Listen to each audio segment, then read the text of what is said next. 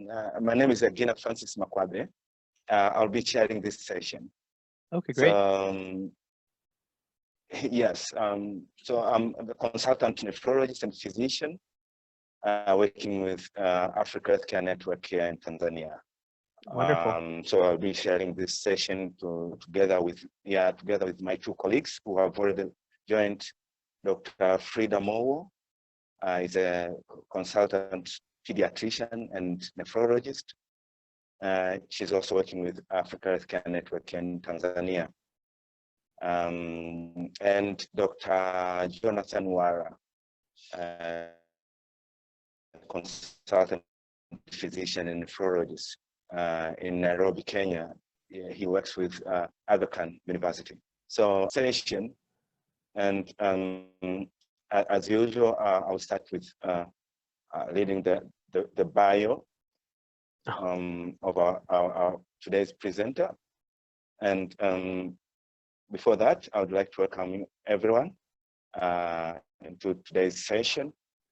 And it's a great honor to introduce our today's speaker, who is going to talk about understanding thrombotic microangiopathy. And today's AHN Fireside Chat series number 84. So it's a great honor to introduce today's speaker, Dr. Samir Parikh,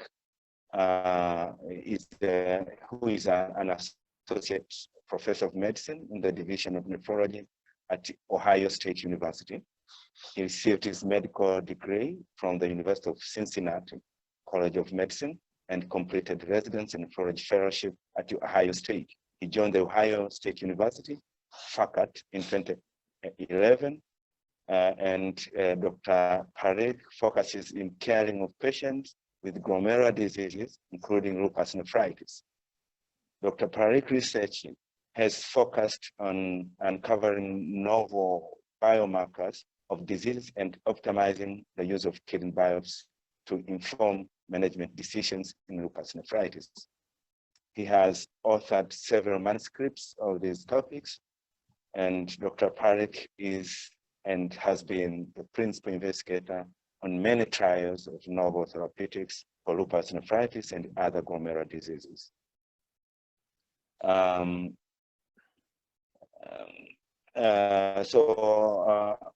would like, therefore, to welcome you, Dr. Parikh, and to continue with our today's session.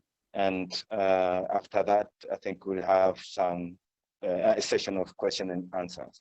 You're welcome, Dr. Parikh. Oh, thank you so much for the introduction. It's great to be back, actually. So I appreciate the invitation to return and spend some time, I guess, this evening for you all, and approaching this afternoon for me on my end. And so at last session, we spent some time talking about the management of lupus nephritis and the new therapies.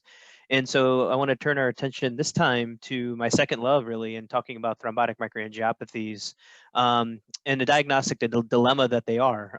Certainly, they pose a challenge at the bedside, and I hope today, and we were just chatting about how I want to use case-based discussion to kind of highlight some pearls when it comes to using the tools that we have at present to help us differentiate what's going on in these patients who present clinically with concerns with thrombotic microangiopathy that then later may help us best treat these patients or optimize their outcomes and optimize their outcomes. So with any further ado, I appreciate the introduction. Let's go ahead and get started. I do have quite a few slides, so hopefully we can manage to get through the whole thing. So before to get to the cases, though, I do want to spend a few slides just kind of understanding what thrombotic microangiopathies are, or describing that, and then further discussing how we might go about diagnosing or uncovering these complex conditions. So first, what is TMA? Which is the abbreviation, of course, we use for thrombotic microangiopathy. So technically it's a histopathologic diagnosis, right? So it's abnormalities in the vessel wall of the arterioles or capillaries that cause microvascular thrombi. So, but clinically we use these surrogate markers in the blood of thrombocytopenia, which is consumptive in nature, and then this microangiopathic hemolytic anemia as our kind of peripheral markers to suggest there's a TMA going on. And of course, this process of MAHA and thrombocytopenia is often associated with target organ damage. Most commonly the kidney, but also the brain and the heart can be involved. And there are multiple etiologies that can lead to this feature that we see on biopsy or this clinical presentation. Why should we care? Well, of course, these are life-threatening disorders, and the management of TMA really depends on its underlying cause. So we need to uncover what is going on so that we can optimally treat these patients and give them the best outcome, because it does cause devastating consequences, including organ threatening and life-threatening consequences. So digging a little bit deeper though, so we have TMAs, and then TMAs can be associated with triggers, or some people will call these secondary TMAs. So how do we define that? So the primary TMA, if we're going to differentiate, are those that are known to have some sort of genetic or acquired defect that result directly in the thrombotic microangiopathy. And secondary TMAs, or TMAs with triggers though, they occur in the setting of an associated underlying condition that is suspected to favor the development of the TMA. The problem with that definition is it's somewhat arbitrary. It's not entirely based in mechanism. And because of that, there's inconsistent application in clinical studies.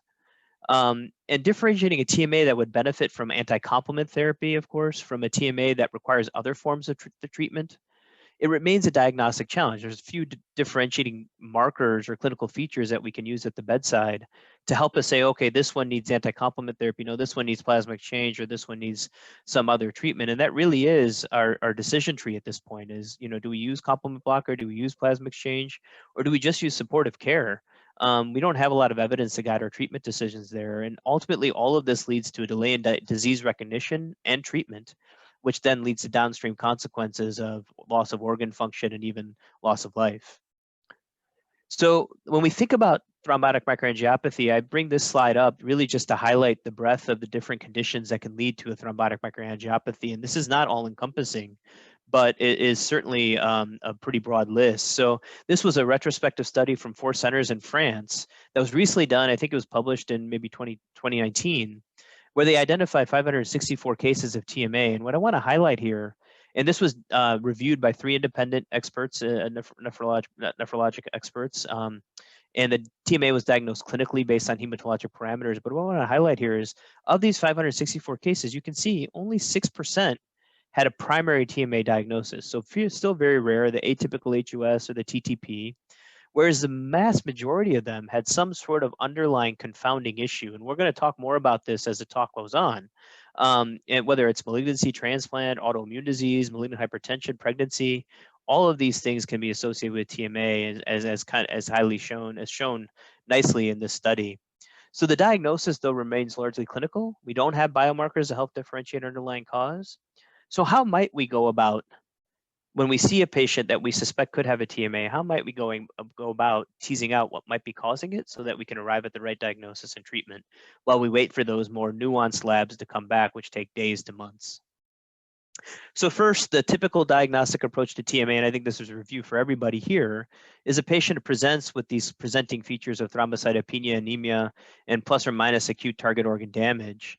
And then we want to get we see that presentation, and now we're thinking, okay, well, could this be some sort of underlying microangiopathic process? So now I have this thrombocytopenic patient, and then do they have an elevated D-dimer? I mean, this is a test that we largely throw out the window these days, but just like any other test, and it's not specific, but if it's negative, it certainly points against some sort of clotting process, right? Positive, that really highlights something that could be going on. And now we want to look for evidence of hemolysis. We want to get a smear to look for schistocytes. Does the patient have an elevated lactate dehydrogenase? Do they have any reticulocytosis to suggest that the bone marrow is being overactive and trying to compensate for this anemia? And do they have a low haptoglobin? All of these would be signs of some sort of microangiopathic process going on. If they don't, then we're largely thinking that, oops, sorry. And I don't know what this red line is on the screen, so I don't know if you guys can see that, but I'm not sure why that's there. But anyhow, there's nothing on the screen. We don't see it. Okay, you don't see it. I'm just seeing it. Okay, so you see this thrombocytopenia, anemia are from another cause, bone marrow suppression, ITP.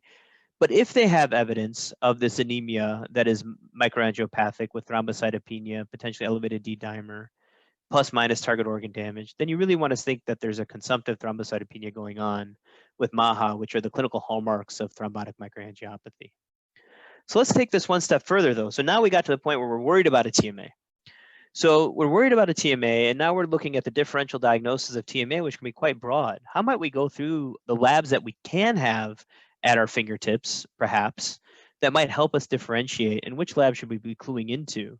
So here's a list of potential causes of TMA: STEC HUS or TTP, atypical HUS, primary antiphospholipid syndrome, malignant hypertension, sepsis, which is a common referral to our institution of, hey, does this patient have TTP? And they arrive in sepsis with concerns for DIC, preeclampsia, help in a pregnant patient, drug-induced. And you can see kind of the parameters here. You have C3, C4, which we know low C3, maybe we see in something like an atypical HUS, but also in a STEC HUS, sepsis DIC, antiphospholipid syndrome. In all these cases, you can see a low C3, so it's not a specific marker by any means. In a low C4, that's classical complement pathway activation, and then you're looking more towards a lupus, maybe a sepsis picture, something like that. Adams 13 is fairly specific for TTP, which in the past we would say TTP HUS together, but now we know that these are very distinct pathophysiologic processes.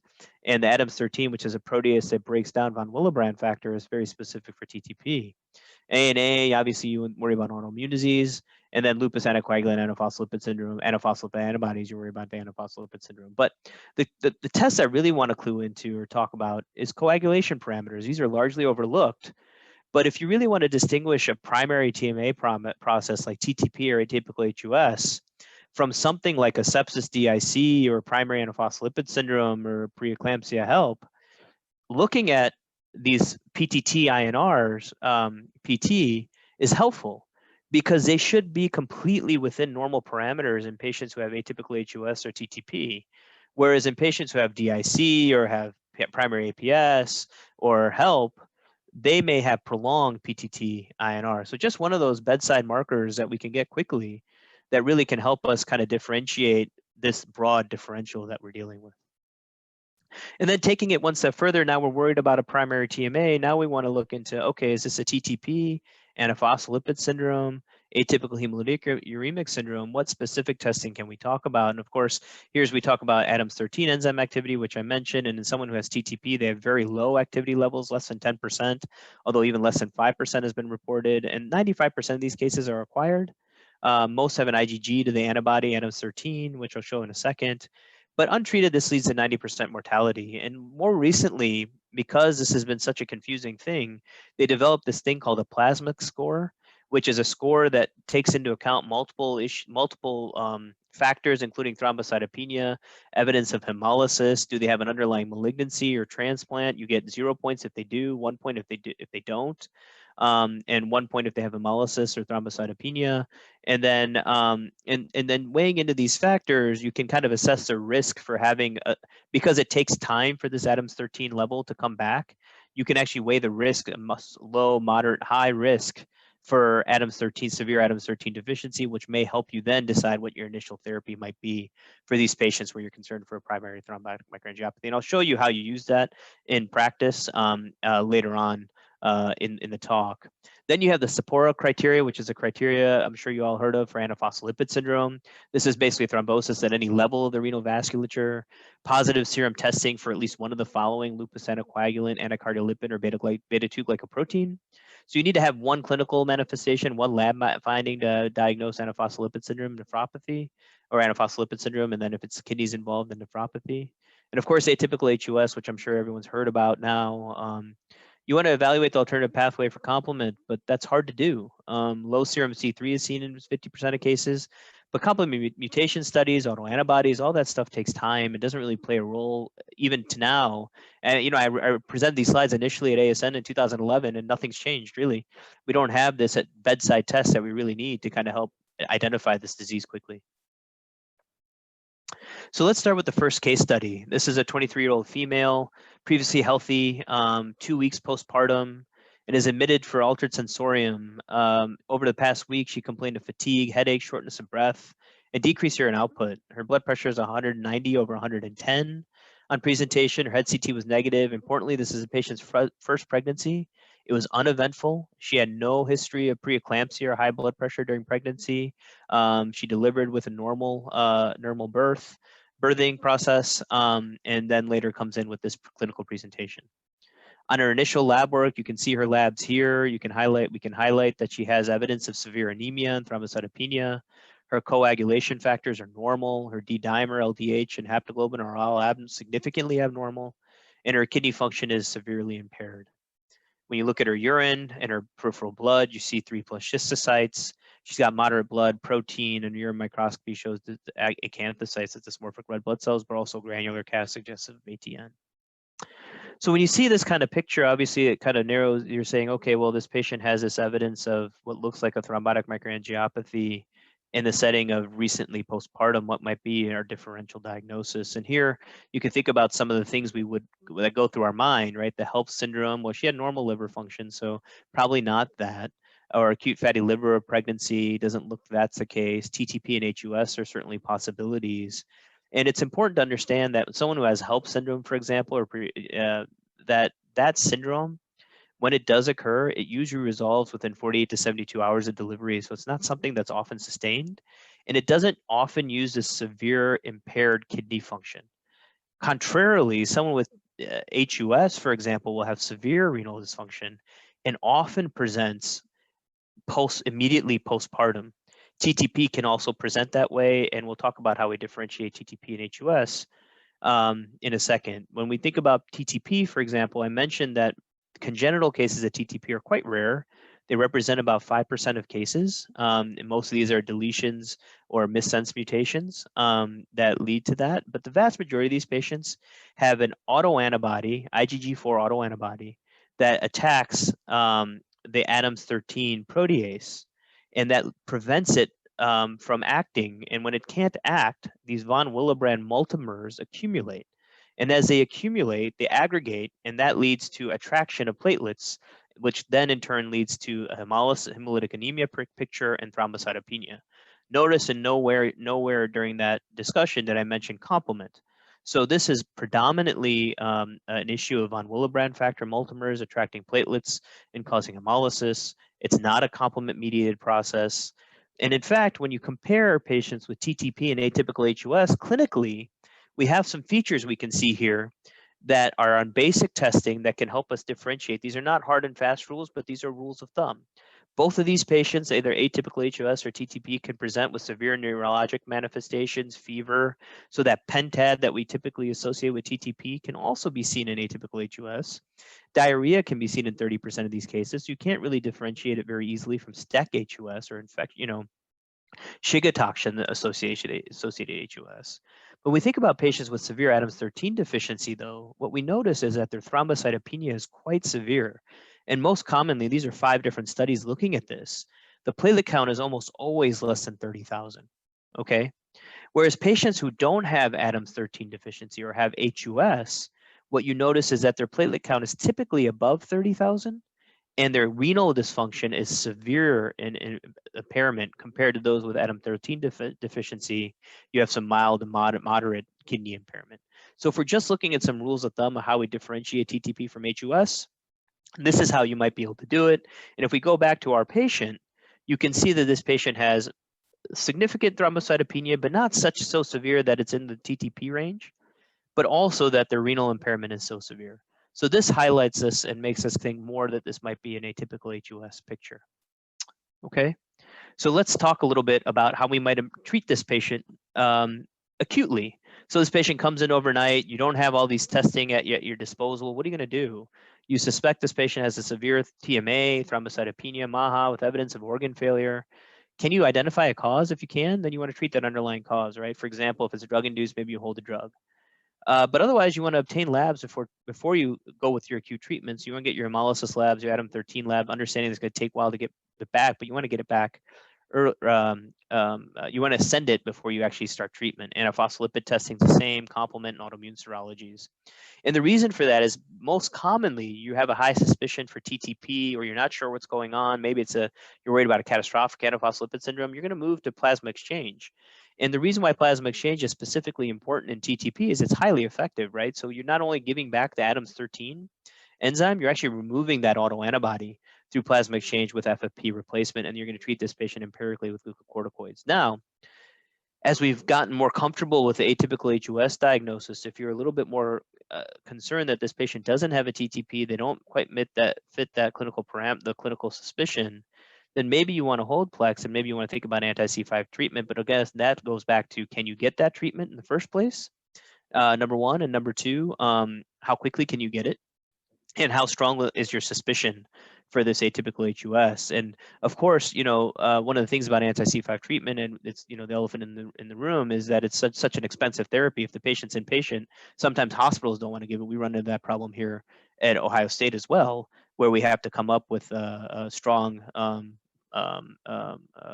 convincing argument that this patient absolutely needs it right away. All right, so let's talk a little bit about atypical HUS. So atypical HUS, we all know, is a life-threatening disorder that can be due to congenital or acquired dysregulation of the alternative complement pathway. This leads to continuous complement activation, which in turn leads to endothelial damage and thrombosis. It carries a 10 to 15% mortality rate with each flare and a 50% risk of ESRD. In 1998, they discovered this complement factor H was found to be associated with atypical HUS, and that's really how it led to this novel discovery, kind of led to this differentiation between TTP and HUS in terms of differentiating their pathophysiologic processes. To date, there's well over 100 different mutations that have been identified in complement factor H gene alone, but there's also additional mutations in the complement factor I, MCP. You get gain of function mutations that have been identified in complement factor B and C3. And of course, you can get autoantibodies to both complement factor H and complement factor I that have been found in sporadic forms and associated with factor H-related proteins 1 through 3 deletions in about 90% of cases. And I'll show that here in the next slide. So this is the only slide I promise on genetics, okay? But I just wanted to highlight complement factor H. So if you look at these regulators of complement activation, right? So these are regulators of the alternative pathway. We think about complement factor H and complement factor I and how they regulate this alternative pathway, serve as that check to keep the slow tick over going. And so you don't get this unchecked activation of the terminal pathway. So at the cell surface, these regulators work to cleave C3b into an inactive form of C3b, okay? So that limits its ability to drive the alternative pathway. When you have mutations in these regulators, that leads to unchecked activation of C3b at the cell surface, which in turn turns on C5b through 9 activation. And it turns out in circulation, one of the questions that we often get is, why? Yes, we can see clearly. Okay, thank you. Okay, great. Sorry. So when you look at regulation of the alternative pathway, it turns out that, one of the common questions I get is, factor H, you see a mutation in factor H, it can cause C3GN, but you see a mutation in factor H can cause atypical HUS. Well, why is that? Well, it turns out that the N-terminus of factor H is highly responsible for binding circulating C3b. And these are like the 1 through 4 here that you can see in green. And while it turns out it's the C-terminus, 19 and 20, that is responsible for engaging C3b on the endothelial surface. So it's possible, and the hypothesis is that if you have mutations on this side at the N-terminus, that may be responsible or associated with C3G. Whereas if you have mutations or abnormalities on the C-terminus, that may be associated with more atypical HUS because it's at the cell surface. And indeed, when you look at the mutations in complement factor H, most of them are identified at the SCR20 location in patients with atypical HUS. And then if you look at the complement factor H-related proteins 1 through 5, they share, they're in close proximity to factor H, and they share a high degree of sequence identity. So any rearrangements in these proteins can actually lead to a defunct factor H or a non-functional factor H. So autoantibodies, for example, of this factor H are associated with the complement factor C1 through 3 deletion as well, and that leads to this kind of presentation of persistent activation of the terminal pathway and endothelial injury. So looking at this in the vessel, this is what the vessel would look like then, right? So you have this microvasculature in the endothelium. Here's your cell surface.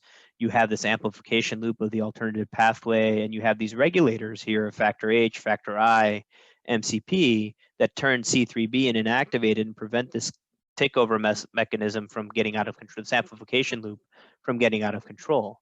However, if you block this, if you have a mutation in factor H or factor I, or you have this MCP, then that can lead to this unchecked activation of C3b, which then leads to convertase C3b convertase, and then C5 convertase, which then turns on C5, the terminal pathway C5b through 9, and C5a anaphylotoxins. This complement activation leads to endothelial injury, platelet activation, and then you get this clot that in turn turns on and leads to this hemolytic anemia that goes on. And histologically, you'll see this endothelial swelling, fibrin thrombi. This is the nature of complement-mediated TMA, or atypical HUS, as we call it. And by the way, if you guys have any questions about any of this at any point in time, or something's not clear, by all means, feel free to chime in, ask a question, or stop me, okay? So what is the role of complement testing? And like I said, at the bedside, it's not really all that helpful, right? It takes time to get this testing. It's not readily available. The labs are few and infrequent, and they're far between. But it is really important to get this testing done at some point, because it has implications for prognosis, as well as post-transplant recurrence risk, right? For example, patients with complement mutation, factor H mutations, have a 60% risk of ESRD, while an MCP mutation is associated with the least risk for recurrence post-transplant. When you look at this more closely, look at factor H and MCP mutations, you can see the native ESRD risk, but then you can see the recurrence post-transplant. So, you know, your treatment with anti-C5 therapy may be more, you may be more in tune to treating these patients perioperatively and postoperatively, post-transplant, in those patients who have a factor H, factor I mutation. And you can see factor I mutation risk is 70–80% coming back. A gain of function C3, you can see 40–50% coming back post-transplant. So very important to get this genetic testing done if you can. But of course, it doesn't play a role in how we treat these patients in the short term. So when we think about genetic testing, how could you approach it? So some of this issue of testing could be related to cost. You may not want to test everybody all the time. So this can be a bit of an algorithmic approach on how you might test patients, where you actually look for excessive alternative pathway activation. Maybe it's an elevated BB fragment, C3, low C3. And then you look for a circulating inhibitor that you can potentially get within 4 weeks of testing to factor H. And if they have positive factor H autoantibodies, maybe you don't need to do genetic testing. Maybe you have this HUS that's due to complement factor H autoantibodies. But if they're negative and you have excessive alternative pathway activation, then you need to do this extensive complement genetic assessment to see what's going on. But if this testing does not suggest excessive alternative pathway activation, then maybe this is malignant hypertension-induced TMA, and they don't need to do this extensive testing. That being said, this testing can be done sequentially, or you can do it as we do it, where we just test it all at once because it's easy to do it that way. We send our testing, you know, there's several tests, I'm sure, in proximity to, I don't know within each country whether you have access to this testing. I know each country in Europe seems to have a testing site. We send ours to the University of Iowa, Richard Smith, to have their lab test our tests, our complement, do our complement testing for us. And there's commercial labs as well that you can send this testing out. But ultimately, atypical HUS is a clinical diagnosis still. While we're trying to standardize this testing, make it more readily available, the diagnosis can be made even with normal complement genetics. Abnormal genetics are only present in 50% of cases, and there's not all contributing genetic factors are actually known yet. So while genetic testing is important, it's relevant to do, it doesn't make or break the diagnosis. Okay. So how do we treat these patients? So let's first talk about plasma exchange.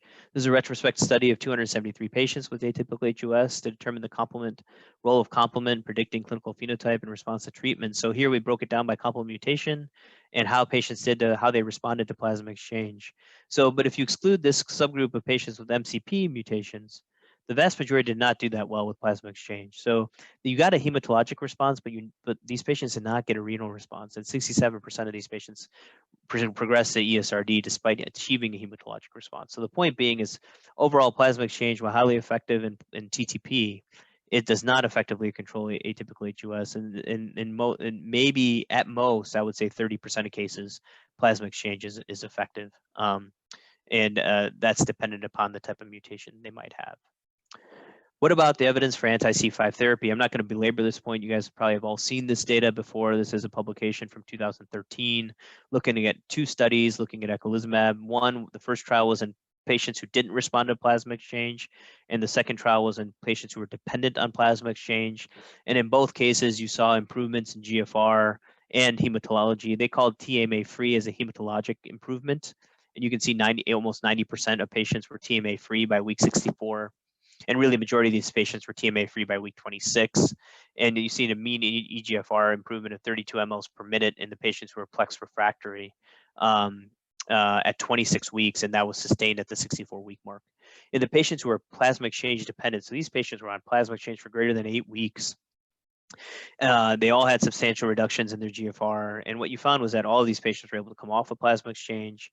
You had a mean eGFR improvement of 6 and 9 mLs per minute at week 26 and 62. Both of those were significant. Only 2 patients who required dialysis did not improve and come off dialysis. Other patients did. And then obviously in both cases, earlier intervention with eculizumab made a significant difference. And 85% of these patients were TMA-free by week 62. And based off this is how they got their FDA approval. These were smaller studies. They weren't randomized controlled trials, but they were smaller studies. But just the evidence of improvement was enough to convince our FDA in the US, at least, that this required approval. And then if you take a longer term and you look at this and you say, okay, well, these patients were TMA-free. What happened to their GFR over time? This was a prospective study now of 41 patients who were treated with eculizumab and followed for 26 weeks. The primary endpoint was a complete TMA response. And what they found was 73% of patients had a complete TMA response with a median time of response of 56 days. So within 2 months, you're seeing a complete TMA response and a 30 ml per minute improvement in eGFR over time. So 74% of dialysis-dependent patients at the time of treatment initiation were dialysis-free by the trial end. So this is just suggestive that this drug really works. It's highly expensive, I get that, but it does really work. So if you have a patient that you're concerned about, that you think requires it, it's to date the only drug on market that we can use, but it is highly effective and should be done, and really should be done promptly. And this is 2 studies kind of looking at that. This first study looks at data pulled from 4 clinical studies of eculizumab treatment for atypical HUS, 97 patients. And what they found was a sustained increase of eGFR greater than 50 mLs per minute for 28 days with treatment. And in those patients who had treatment within 7 days of clinical presentation, you can see the difference between those who were less than or equal to 7 days to those who had greater than 7 days, which were in gray versus black. The GFR improvement from 24% all the way up to 81% in those patients who were recognized early versus those patients who were recognized late, who still did better, but didn't achieve that same renal response. It may be that some of the confounding here might be that these were more confusing cases, and certainly they presented with more severe injury at baseline too. So all of that may be true. But we did our own study here. This was a retrospective study of 22 patients with atypical HUS who were treated with eculizumab. And what we found, we followed them up for 22 months. And we found that patients who had treatment initiated greater than 10 days after presentation were associated with poorer long-term renal outcomes and a 50 times increased risk for sustained decline in GFR of greater than 50% or dialysis dependence by multivariate analysis, just highlighting the importance of time as nephron. And we really need to, and all the more reason why we need to clue in on this diagnosis as soon as possible so that we can get these patients off dialysis and preserve as much GFR as possible in these patients. So the other thing that we need to talk about, though, is how long do we treat these patients for? If you remember way back when, this was a tagline from the drug company. Oh, these patients need to be treated forever because they might have a mutation. Well, that doesn't turn out exactly to be true, right? So I think it really depends. The treatment duration really depends on what kind of mutation they have. Do they even have a mutation? And these are studies that were done in 2015 and 2014 that look to see when we might be able to stop therapy. So there was overall 48 reports of patients taken off therapy with a 26% relapse risk. And so if you look at this particular study, these are just 10 patients, but ultimately they went on to study 26 patients, or 16 patients, excuse me. And what they found was that patients who had factor H or factor I mutations were at higher risk for developing relapse earlier. And you can see the relapse in red bars were a sustained remission in blue bars. And these patients were followed for over, I think, 12.5 months. And what you found here, though, was that patients who didn't have a mutation or patients who had other autoantibodies or things like that most of them were able to come off treatment with close follow-up. So maybe what we think about here is that we do our treatment duration, it should be guided based on mutations. Okay, so if you had a higher risk of relapse in patients that had a factor H autoantibody or a complement factor H mutation, maybe those patients need to stay on therapy longer. However, in patients who do not have a mutation or have maybe an MCP mutation or complement factor I, maybe those patients can come off therapy after a year's worth of treatment with close follow-up. You can see the mean follow-up in non-relapsers was 12.7 months, so they're followed for a considerable time. And we'll highlight some cases here in the next session to kind of think about how we might do that. So this is looking at pathogenic variants, just again looking at relapse risk. Again, it goes back to retrospective study evaluating the outcomes of eculizumab was stopped. And again, what you find is that if you didn't have a variant detected, those patients did well. But in those patients who had an complement factor H mutation, they had a 72% risk of relapse over 24-month follow-up. If they had an MCP variant, they had a 50% risk of relapse. So really, a lot of this comes down to individualized patient risk. And then I would add another factor to that: how much residual chronic kidney damage do they have from their first flare? Because that can really impact your decision making as to whether the patient should come off therapy and could they sustain or could they tolerate another flare, depending on their baseline kidney health. So just to highlight quickly, I think everyone knows this in terms of the risk associated with eculizumab. The major risk is for encapsulated organisms when you block complements.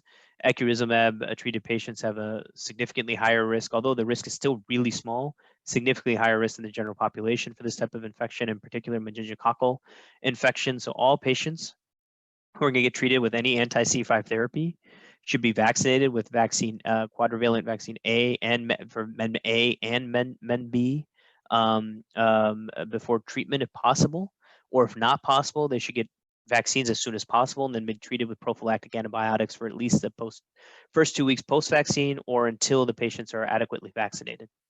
In the US, at least, the Men B vaccine is not typically readily done, and so that's an additional vaccine that needs to be given in addition to the quadrivalent vaccine, because that in and of itself can cause issues. And the vaccine itself is not completely protective. There's very few cases, but some cases of meningococcal meningococcal meningitis happening in patients who are vaccinated who are receiving anti-C5 therapy. Between 2008 to 2016, there was a total of 16 reported cases of meningococcal disease in the US associated with eculizumab.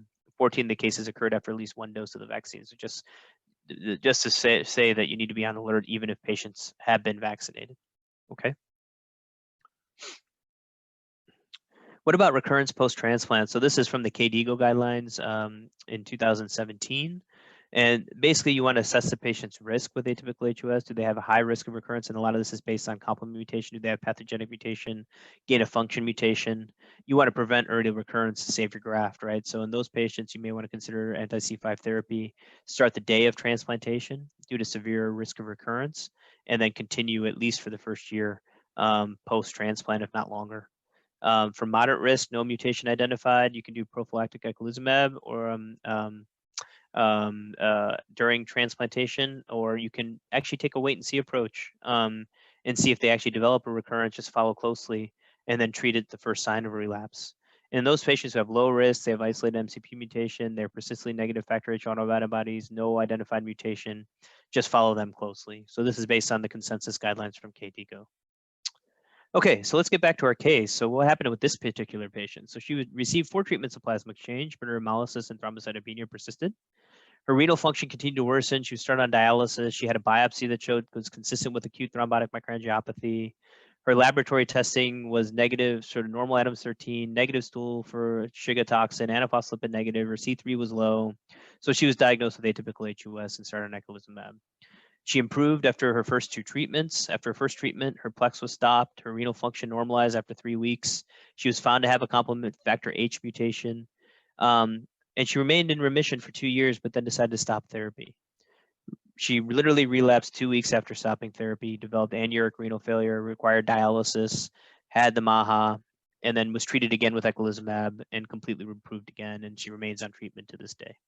So just to highlight a classic case of atypical HUS in a postpartum patient where the therapy was effective, and just highlighting the point with this complement factor H mutation and the risk of recurrence and the need for ongoing treatment in this particular patient. she declared herself, so to speak.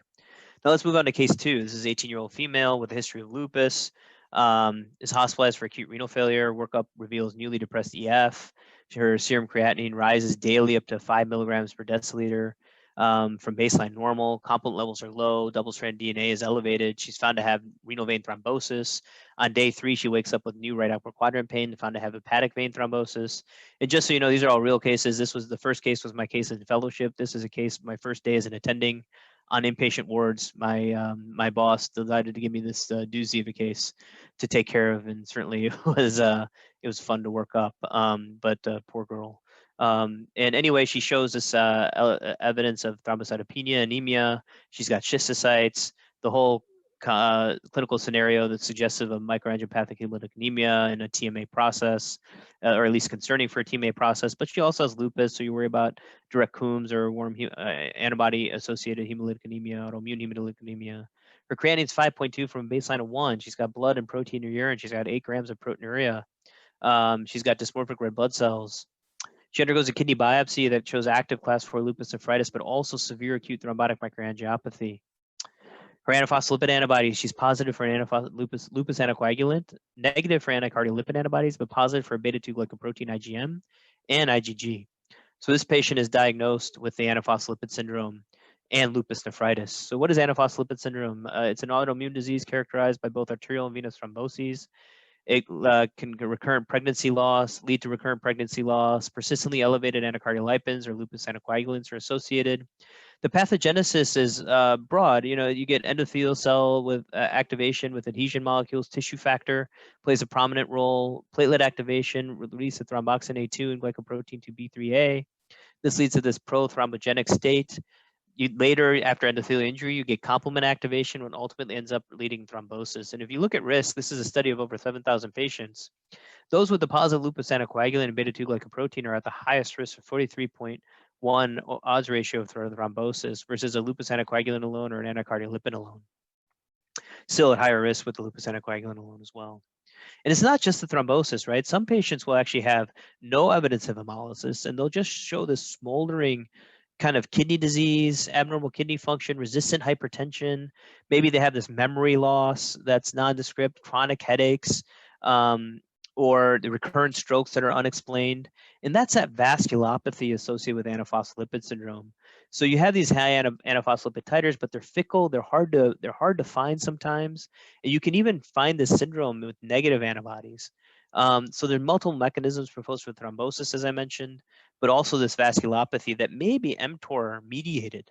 And there's certainly some anecdotal evidence kind of described by Dr. Eichelboom and colleagues that show that sirolimus might be effective in treating this vasculopathy, though that still needs to be proven. So antiphospholipid syndrome associated nephropathy, that's the presence of antiphospholipid antibodies along with histologic detection of thrombotic microangiopathy.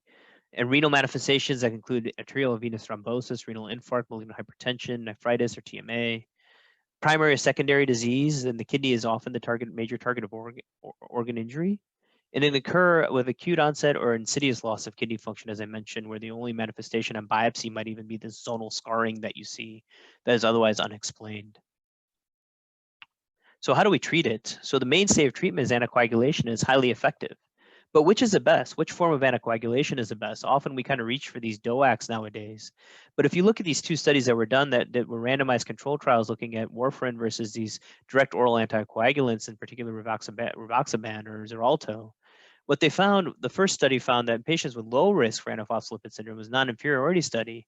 They found that the warfarin, there was a higher thrombin potential in those patients with Xarelto versus warfarin, suggesting a higher risk for clotting in the patients with Xarelto versus warfarin with antiphospholipid syndrome.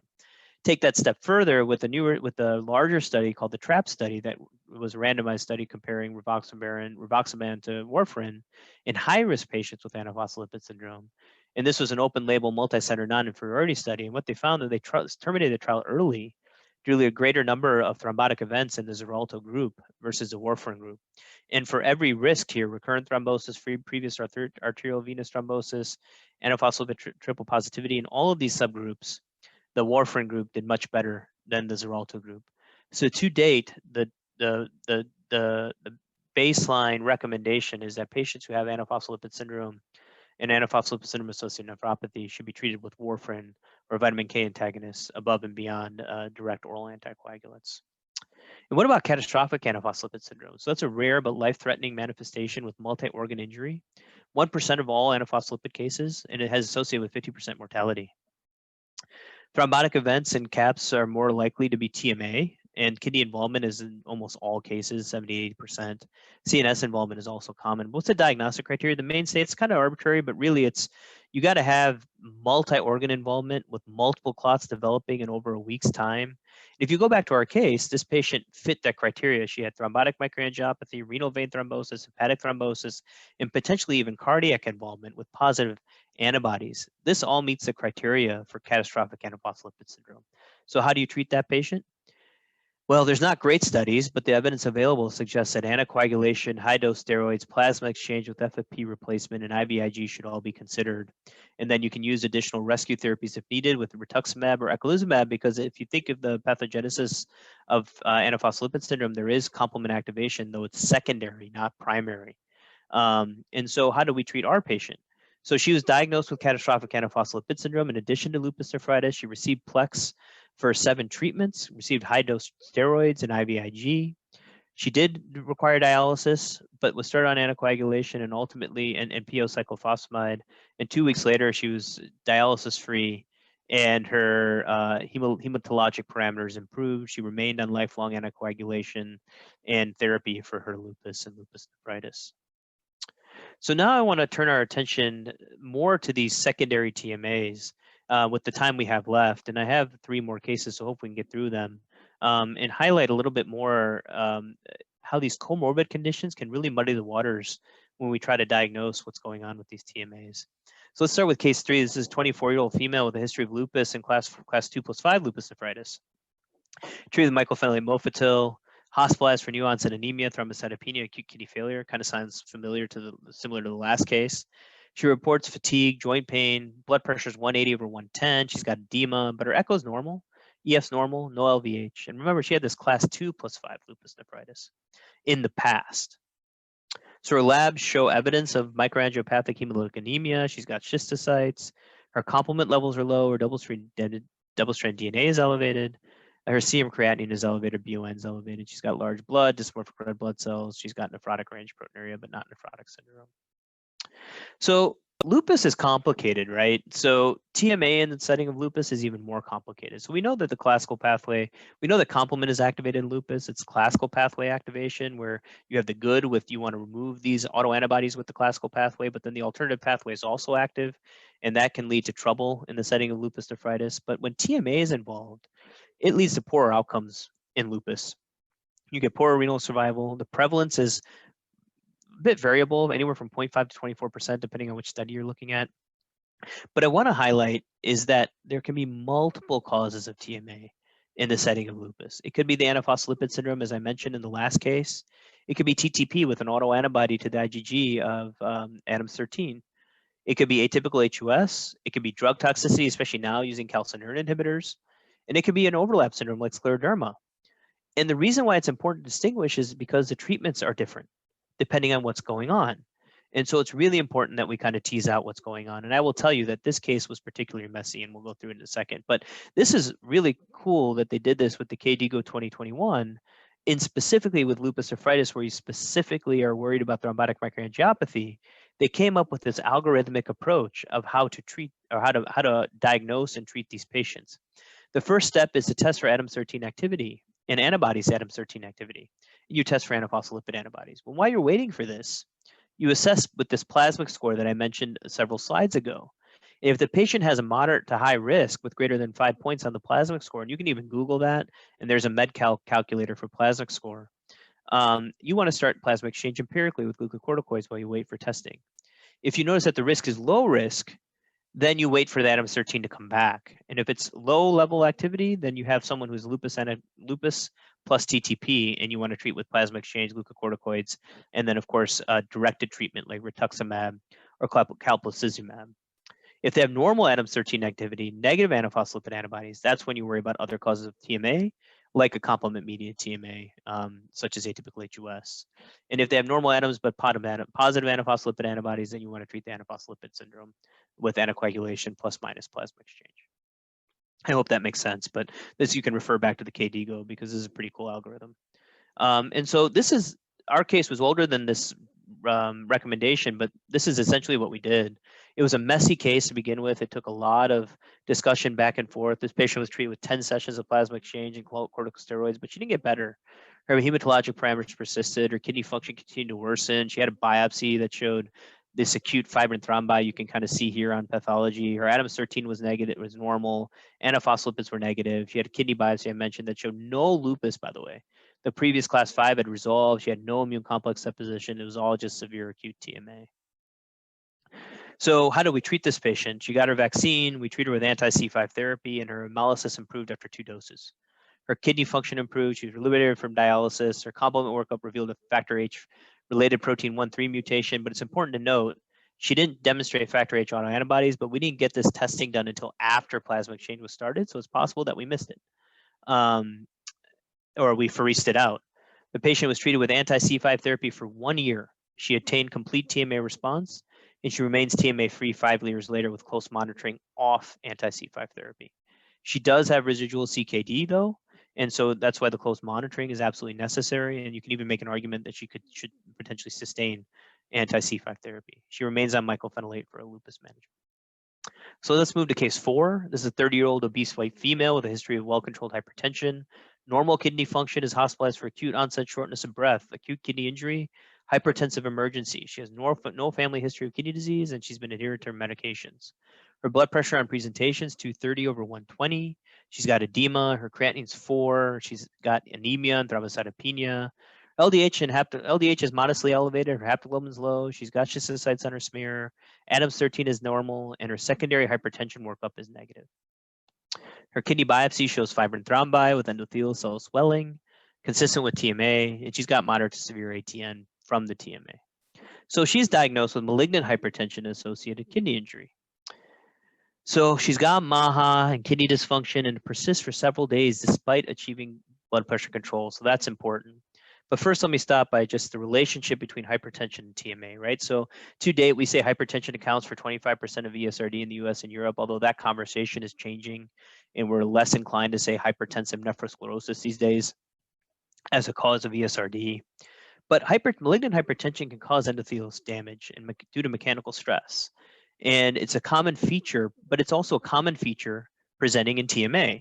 So it really comes down to this chicken or egg. Is it the driving force for the TMA, or is the TMA driving the hypertension, and it leads to this vicious cycle?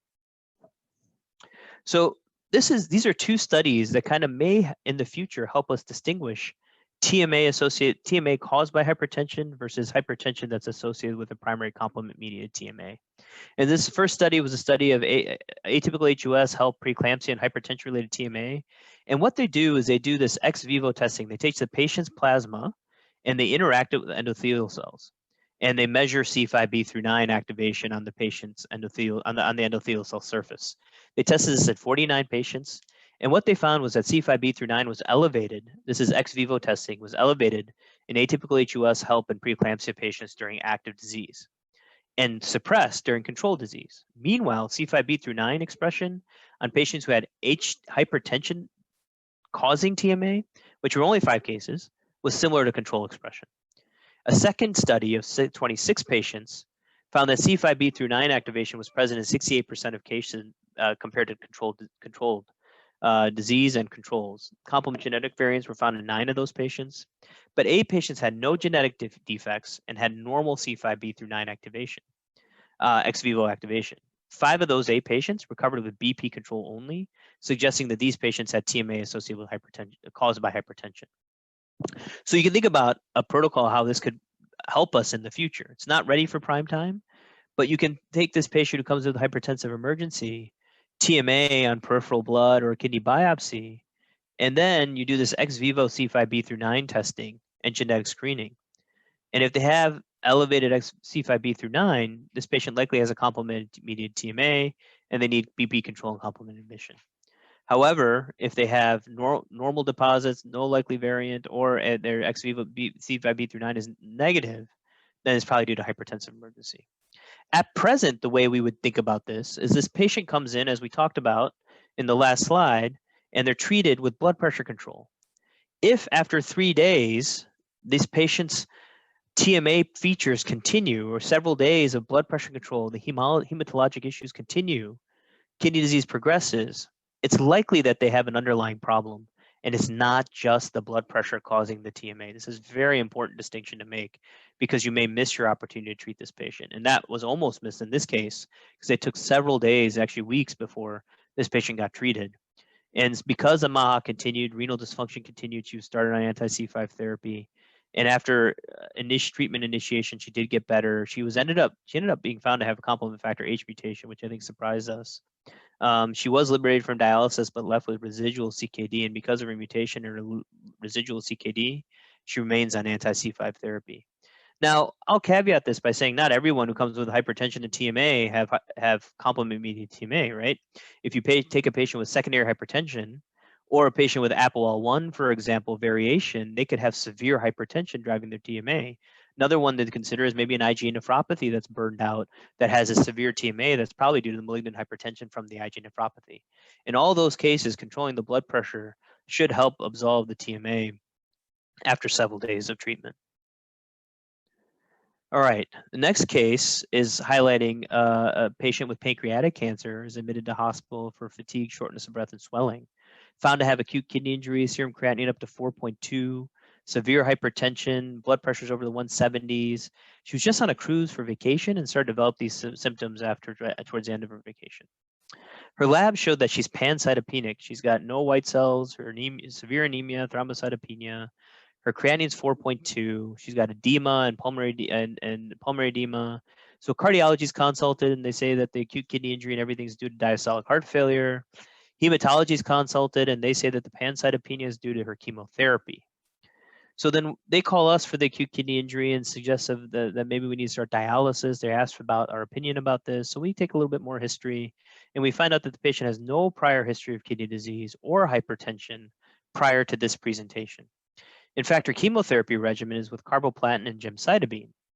She received 2 cycles so far, and her last dose was 4 weeks prior.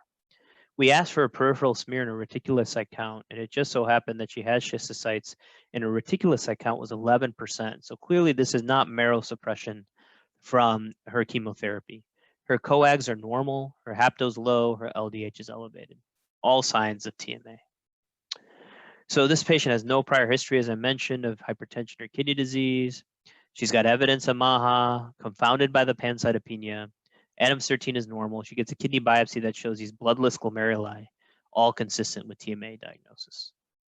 So our diagnosis here is gemcitabine-induced TMA. And gemcitabine is a well-known trigger for TMA nowadays, but I bring it up because it's just a classic case of drug-induced TMA.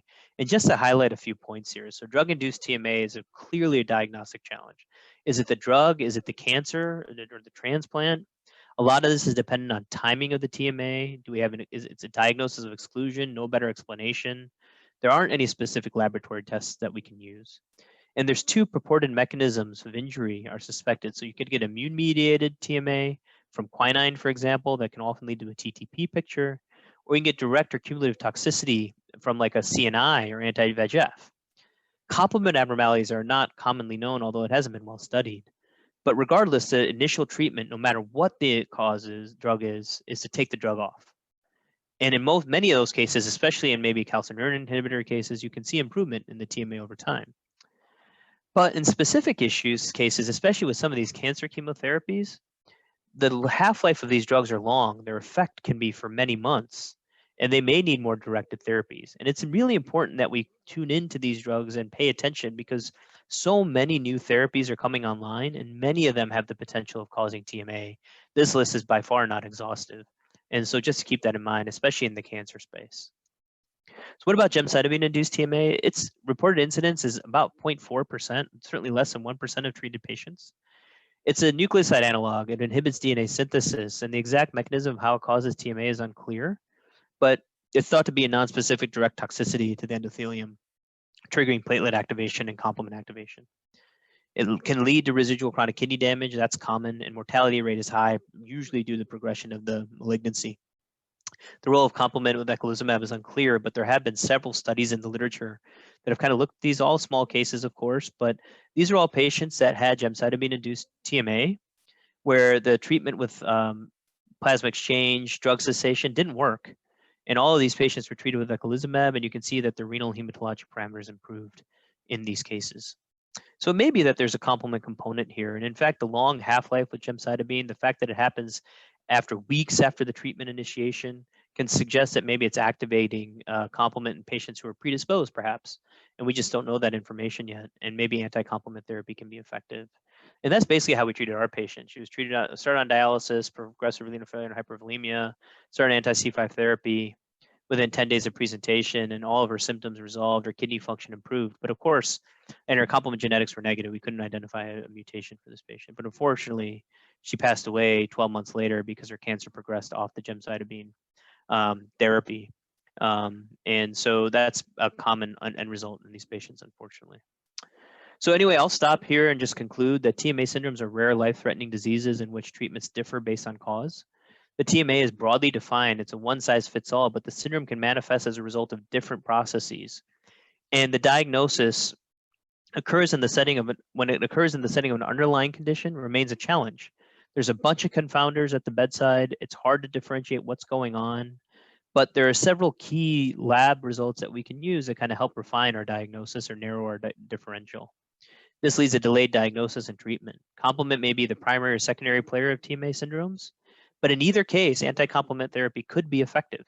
We just don't know about those secondary players and whether they is effective. In fact, there is a clinical trial that we're participating in that's looking exactly that. Secondary TMA from an underlying cause, drug-induced, transplant, lupus, and does anti-complement therapy help improve outcomes in those cases? We need clear definitions and biomarkers that allow for earlier diagnosis, more effective treatments, and better outcomes. And I've had the opportunity to participate in multiple complement-associated workshops with people interested in this area. And I can tell you there's a huge movement to try to standardize our testing and identify these biomarkers so they can be readily available at the bedside. And with that, I will conclude, and I'm happy to take any questions at this time. Thanks for your time. Thank you so much, Dr. Samir, for the wonderful presentation. So now we are moving in the discussion part. Please, anybody who has a question can write in a chat box. And if you want to talk, you can use the raise hand mark at the bottom of your screen so that we can give you the time to talk. The first question is from Dr. Amar Swali. He is asking, is there any role for glucocorticoids and IV immunoglobulin in TMA management? Yeah, so I think it depends on the TMA. I think if you're not sure what's going on, I think IV glucocorticoids can be helpful, especially if you're suspecting a TTP process, or if you're concerned about that. I think high-dose steroids is important. If you're worried about an antiphospholipid syndrome, I think in all of those cases, I think high-dose steroids can be effective. I think IVIG can also be effective, just have to be a little bit careful when using it. Certainly in an antibody-mediated disease like TTP or antiphospholipid syndrome, IVIG can have benefit. Of course, we don't know how it works. We think it turns off idiotypic antibodies, but we do know that it is generally effective. So IVIG can be used in those settings. I think if I'm worried about a TMA and the patient's initially presenting and you're not sure which approach to take, doing something like plasma exchange and high-dose steroids would be a good initial approach, with IVIG being used for more specific. Thank you. And we have Dr. Ahmed Sokwala from Kenya. He has posted some few cases, interesting cases of SLE and TTP in areas where the eculizumab was not available. So anybody can go there. Dr. Sokwala, if you want to add anything else, maybe, you're welcome. Yeah, certainly eculizumab is not available all over the world, and it's a very expensive drug, and that's an issue with pharma and governments and trying to figure that out. I've actually had that, I was able to present some stuff on TMA at ASN, and I've had people come up to me afterwards saying that we just can't get access to it, and that's frustrating, frankly. because it is a highly effective therapy, and I would hope that becomes more readily available, especially now it comes off patent, becomes generic, that type of thing. But I think if the question is about TTP, then I think plasma exchange, rituximab would be how I go. Steroids, plasma exchange, and then potentially rituximab would be a good, and of course controlling the lupus, especially if it's lupus-associated, controlling the lupus at the end of the day will help with lupus-associated TTP, certainly. And in those cases, anti-complement therapy may not be needed. If it's an HUS concern, then of course plasma exchange, if that's all you have, is what you go with. And then of course, if you have access to an anti-C5 therapy, that would be. Thank you, Dr. Samir. Dr. Jonathan Walla from Kenya, he's saying that he's always worried about biopsying patient with clinical diagnosis of TMA. How do you go about a biopsy with such thrombocytopenia? Yeah, no, I think that is absolutely a concern. It becomes a bigger concern for me in patients who have platelet counts below 75,000, 50,000, that range. We do transfuse these patients' platelets if we feel like we need to do a biopsy. And I agree largely, like if you have the clinical syndrome and you're suspecting TMA as a diagnosis, there is a good question about whether a biopsy is needed, right? But at least in our institution, our hematologists really feel like it's necessary. I was at this complement workshop through the National Kidney Foundation where we had multiple disciplines involved: hematology, OBGYN, nephrology. And I think there was a movement towards kidney biopsy being like standard approach. And I think there was some conversation regarding that. But I really think that the way I approach it, at least, and I do all of our biopsies here at Ohio State, I make sure their platelet count's at least above 50,000. I talk to all the providers around and make sure that everyone's in agreement that a biopsy is absolutely needed before we proceed with treatment. And some of that is insurance-based. Sometimes it's hard to get eculizumab approved without a tissue diagnosis, unfortunately. And so we will do that. But we want to make sure the platelet count's above 50,000, and largely I try to get above 75,000. Now I'll say for atypical HUS, most of the time the platelet count's above 50,000. TTP is another matter where the platelet count's very severely depressed. In those cases, largely, at least in my experience, the renal failure is not so profound. And we are largely able to avoid biopsy, at least in our institution, and we're spoiled here because we get Adams 13 enzyme activity levels back within 48 hours. I know that's not the case in most places around our country, but around the world. But I would go back to those clinical clues that you're seeing, and if you have a larger suspicion for TTP, I would work on getting plasma exchange started right away and deferring the biopsy, and then seeing if you need it down the road if things aren't getting better, especially if you're able to improve the platelet count first. So to answer your question, I think it's more indication. It goes back to what's the indication for it. And do you need it in every patient? I don't think so, but sometimes you do need it for justification of treatment. And in those cases, I think if you can do one, I think getting the platelet count above 75,000, whether it's through transfusion or even using plasma exchange to improve the hematologic parameters in some cases, then that's what you may need to do. Thank you, Dr. Samir. Another question from Dr. Mazhar Amirali from Tanzania. He's asking, how frequently is eculizumab given? Daily, weekly, or monthly? Yeah, so let me share my screen again because I actually have a slide on that and I didn't show it just in the interest of time. But can you see this? Yes. Okay, so this is the recommendation, the standard approach to treatment with eculizumab. So in 2011, eculizumab was improved. If you're going to use eculizumab, the standard dosing is 900 milligrams IV weekly times 4, and then 1,200 milligrams every 2 weeks after that for maintenance. The newer agent, anti-C5 therapy from the same company, is ravulizumab or Ultomiris. So that's a monoclonal antibody to C5. It's longer acting. It's obviously more ideal. It's a little bit weight-based, but it's 2,400 to 3,000 milligrams IV loading dose, followed by maintenance dose every 8 weeks. So you can see how the benefit to the patient of not having to get these every 2-week infusions. You can do it every 2 months instead. So that's a standard approach to treatment. And if you're looking for something to follow, like what do I follow to make sure I'm getting adequate suppression of complement? You could check total complement CH50 or CH50 levels, and those should be suppressed. And if they're suppressed, that's suggestive that you're getting adequate suppression of with your anti-C5 therapy. Thank you. And we have Rafia Iqbal asking. Oh, I'm sorry, and just so to be clear, I'm going to send a PDF of all these slides, so you guys should have access to them as well if you need them. Okay. Sorry about that. Thank you. I send it across. Thank you. I send it to all the people. Thank you very much, Samir. So can hypertension cause microangiopathy in the brain? Is that the question? Yes, yes. Yeah. So I think so, right? I don't know that I see that very often, but we worry about severe hypertension causing things like press, microstrokes, things like that. So certainly it can, and I don't know of literature with brain biopsies showing microangiopathy, but I suspect it. There's no reason why it can't. If the question is, can malignant hypertension be the cause of that? I certainly think if the hypertension is severe enough, it can cause endothelial stress anywhere, mechanical stress anywhere. It can affect if it's going to affect the renal vessels, I don't see why it can't affect the brain vessels.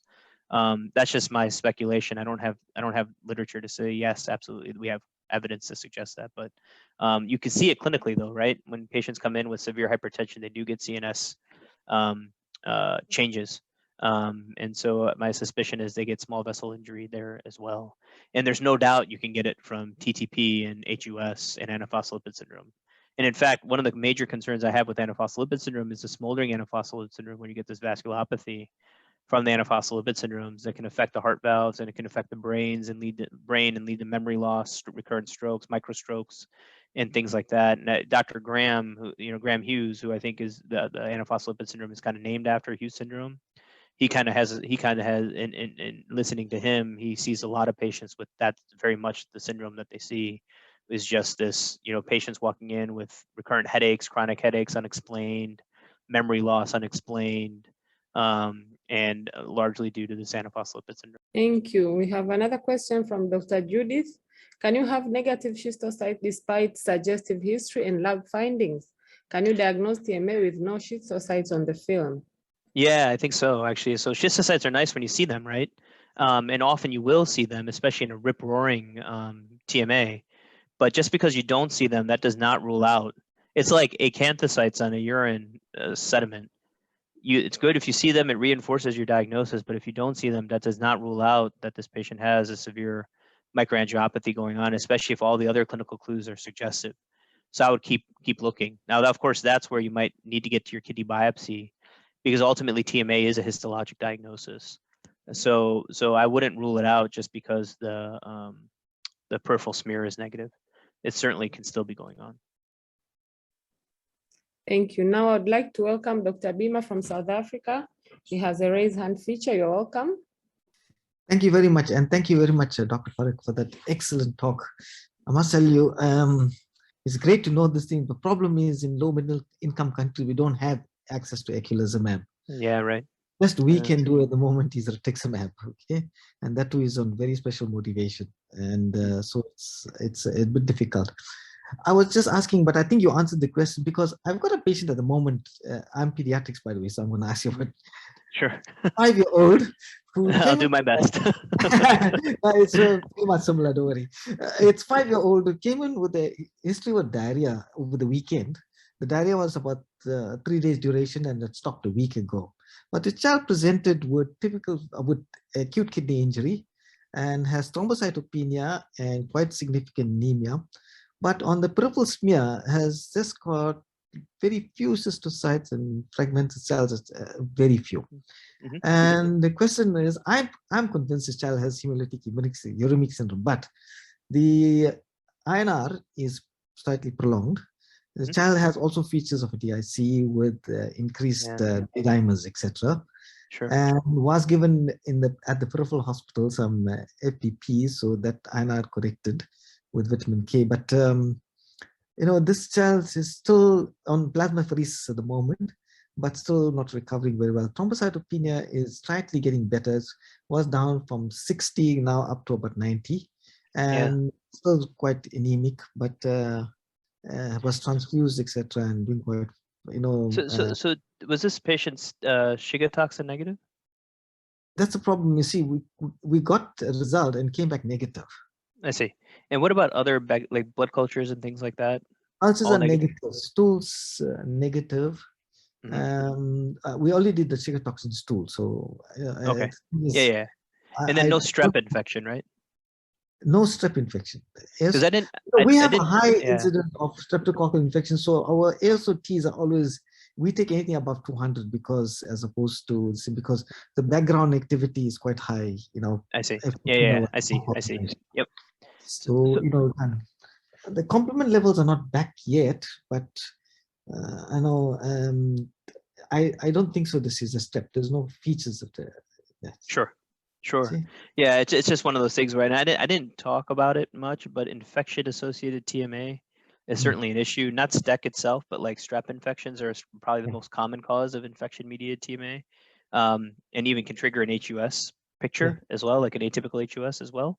And so I think in this case, it's complicated. Certainly, I do agree. It's still possible that this is like an HUS picture going on. I think I would absolutely rule out infection and make sure the fibrinogen level is normal and make sure you're not dealing with a DIC picture. You said the INR was a bit prolonged. Of course, that can also sometimes be due to malnourishment and things like that too. But the PTT was normal? The PTT was slightly prolonged. So both were prolonged? Both were prolonged. And the D dimer. Yeah, so of course I would first rule out DIC, right? That'd be the first thing I would rule out. I would make sure the fibrinogen is elevated enough.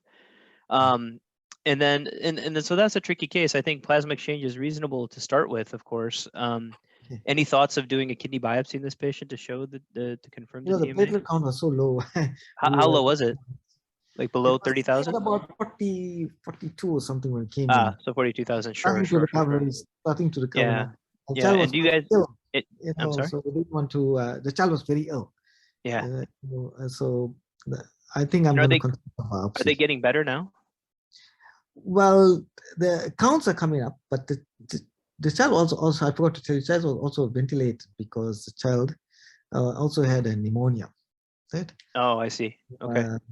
The thing is, because of was that on presentation, or did that happen after the patient was admitted? After this, it was in the peripheral hospital that she picked up. I think she picked up a nosocomial infection. Yeah, sure. Probably vomited and operated. See, as well. So you know, it's was quite difficult to move this child around, and with all the machinery and everything, it's difficult to turn the child for a biopsy, which is quite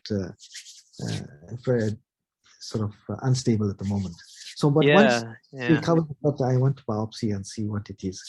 But I do. But I do think that, you know, if you're not getting anywhere, like these are one of those cases where if you're stuck, patient's not getting better, right?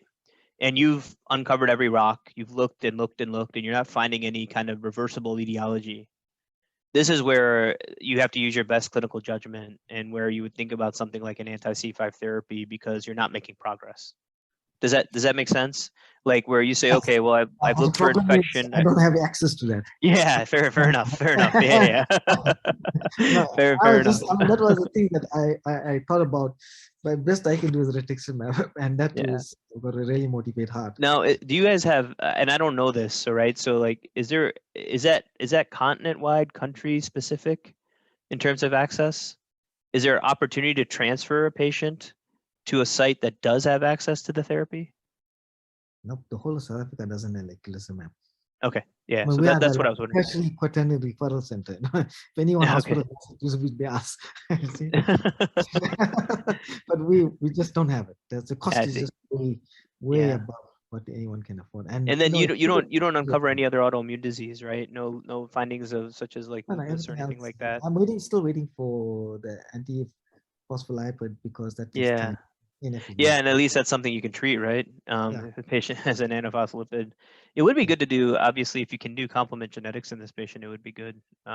Further, you know, young patient like that, it would be good to know that information as well. Yeah, it's unfortunate. Yeah, so it's quite a complicated case. I'm glad you. No doubt. But I will tell you, like historically, in those cases, we've had plenty of those too, where you just don't know, right? You can't. We still lack those diagnostic tools. So you know, it becomes a messy case, and you have all these things that are possible, and then you need to rule those out. So I would say you sufficiently rule out, specifically in this case, infection. Rule that out, number one. Rule out other autoimmune diseases. or triggers. And if all that comes back negative, then if you had access to it, the way I would approach this case would be to treat with an anti-C5 therapy empirically. And if not, then you try plasma exchange, maybe you try IVIG, maybe you try steroids, see how those things kind of work for this patient. You know, there is evidence to suggest that immunosuppression could be helpful if patients had like an autoantibody, for example. But obviously you wouldn't know that without actually getting the testing done. Just one other question. Is there any cutoff level for the number of cystocytes you see on the peripheral smear before you can diagnose HUS? One's enough. Like, no, like for me, like, no, I don't think so. I think if it's positive, it's positive. If it's not there, I still don't care. A lot of it is, like I said, it's reinforced. Like, to me, all of these tests are imperfect. Every single one of them. None of them are specific for anything. It's the constellation of symptoms and findings that help you come to the conclusion, right? So you got to take the global picture, and I think you've done that, right? You're looking at everything at your disposal. How does patient present? What were their presenting features? What does this patient have evidence of hemolytic anemia otherwise? Even though there's only a few schistocytes, fine, there's some. What's the LDH? What's the haptoglobin? What do we think is driving the anemia and thrombocytopenia in the first place, right? What's their fibrinogen level, their coags? All those things are helpful to kind of D-dimer, are helpful to kind of give you a global picture of what's going on. Do they have a direct Coombs to kind of help you differentiate, is this a microangiopathic process or not? And so the schistocytes alone, they're a nice tool, but like I said, it's just like our urine evaluation under the microscope. It's nice, it's reinforcing, but it's not a hard and fast rule that you have to see that to come to a conclusion that this patient has some form of TMA. I'm glad you said, now I can tell the hematologist, because they think I know. And I've had so many cases where the hematology parameters are so subtle and the kidney parameters are so profound. And I'm like, that's TMA all over the kidney, so I don't care what your hematology says. Thank you very much. Yeah, okay, thank you. Yeah, absolutely. Thank you so much for that discussion. We have one comment from Dr. Mazhar from Tanzania, explaining a scenario when he was doing his fellowship in Cape Town. He saw a patient who presented with malignant hypertension that responded well to treatment, but the acute kidney injury continued to worsen. She had low C3 and kidney biopsy showed TMA. They diagnosed her with atypical HUS. Unfortunately, they couldn't test for CF mutation and obviously no access to eculizumab.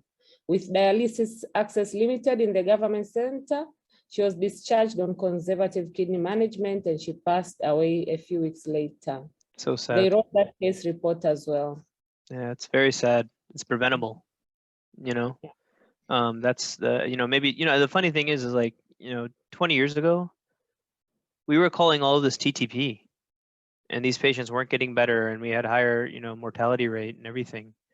But this was treatable, and that's what's frustrating for me. And it's all politics at the end of the day. It's not, and I don't blame the governments per se. It's both sides, as I understand it. It's, government reluctance to approve these therapies because they're so expensive, or even the pharmaceutical company not even having a manufacturing site or a distribution site in the neighborhood where they can deliver the therapy.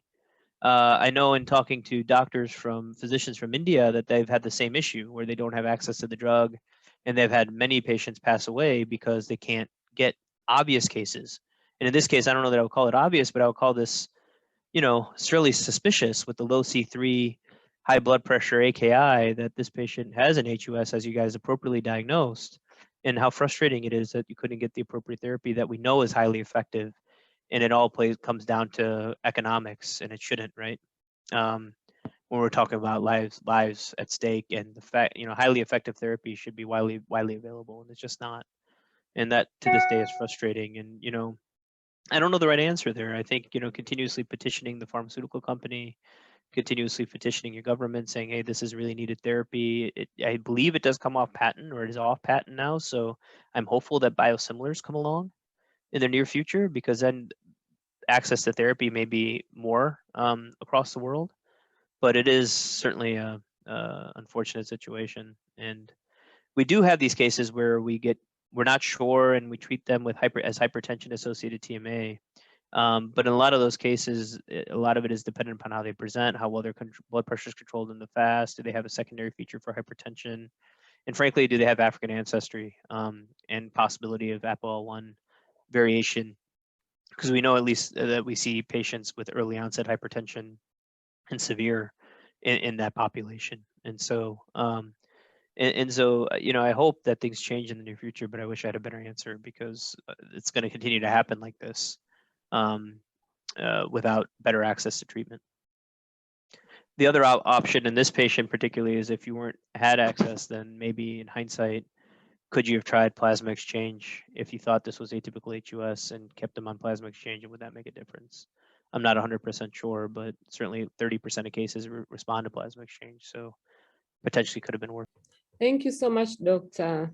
So if we don't have any more questions, may I pass the mic to Dr. Lloyd Vincent for the closing remarks?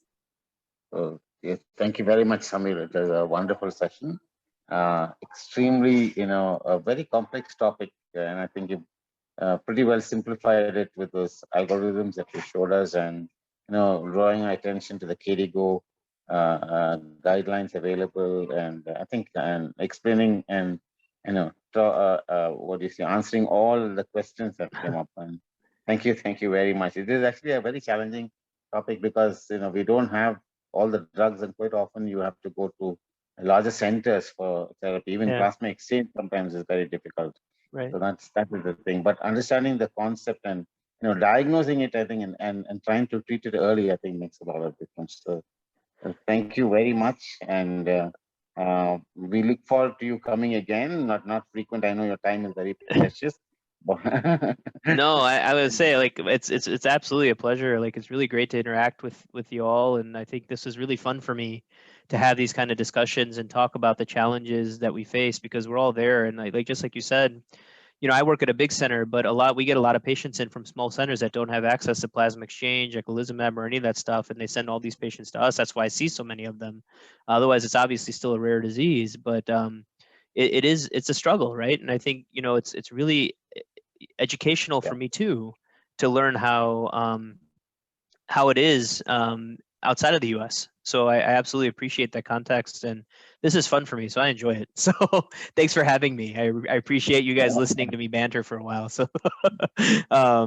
yeah. No. Thank you very much. You know, we need to know what's happening in the world. I mean, and it is very educative. Tomorrow, maybe the younger generation would see all this across. I mean, even in these parts of the world, because now if it comes off the patent and you're manufacturing these, you know, biologicals that come, you know, generics come out, the cost may come down, especially from India and Gujarat and things like that. You may have it down, so it may change the game. So I think it's really wonderful, and the way you know, the primary, the secondary, knowing all those causes, investigating it really pays off for a patient.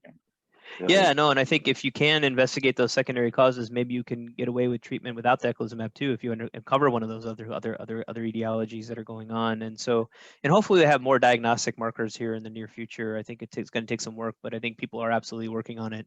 And I agree. I think the fact that the drug is becoming generic, eculizumab at least, I'm assuming a biosimilar will come in the next few years.